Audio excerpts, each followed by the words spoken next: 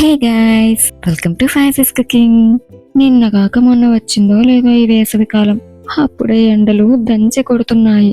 దప్పిక వేసి నీళ్లు తాగితే పొట్ట ఉబ్బుతుందే తప్ప రుచిగా బొజ్జ నింపేదెలా?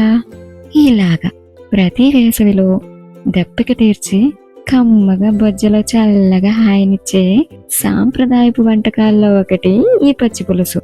ముద్దపప్పుతో కలిపి లొట్టలేసుకుంటూ తినాలనిపించే మా బామ్మ చేసే పచ్చి పులుసు చూపిస్తారండి. చాలా సింపుల్ అండి. కాసింత అంటే ఈ మాత్రం చింతపండుని శుభ్రంగా కడిగి నీళ్లు పోసి నాననివ్వండి. స్టవ్ మీద ఇలా కుక్కర్ గిన్నెలో వేసే ప్లేట్ పెట్టి మీరు తినగలిగే కారాన్ని బట్టి ఎండుమిరపకాయల్ని కాల్చండి. ఇప్పుడు వీటిని ఓ గిన్నెలో వేసి మీ రుచికి సరిపడేంత రాళ్ల ఉప్పును కూడా వేసి పప్పు గుత్తితో ఇలా బాగా నలిగేలా కుమ్మండి. ఇలా నలిగాక కట్ చేసుకున్న ఉల్లిపాయ ముక్కలు కూడా వేసి మరి కాస్త బాగా నూరుతూ కుమ్మండి.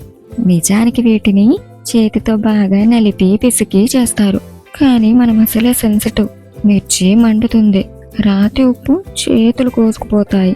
పచ్చి పులుసు కోసం రక్తం చిందించలేను కదా, అందుకే ఇలాగా ఉల్లి ముక్కలు లైట్ గా నలిగి కాస్త నీరు వచ్చాక ఆల్రెడీ నానబెట్టిన చింతపండు నుంచి రసం తీసి పోయండి.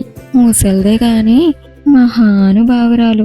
మంచి మంచి వంటలన్నీ మా అమ్మకి నేర్పించి వెళ్ళిపోయింది. ఇప్పుడు ఇందులో ఈ మాత్రం బెల్లాన్ని దంచి కలపండి.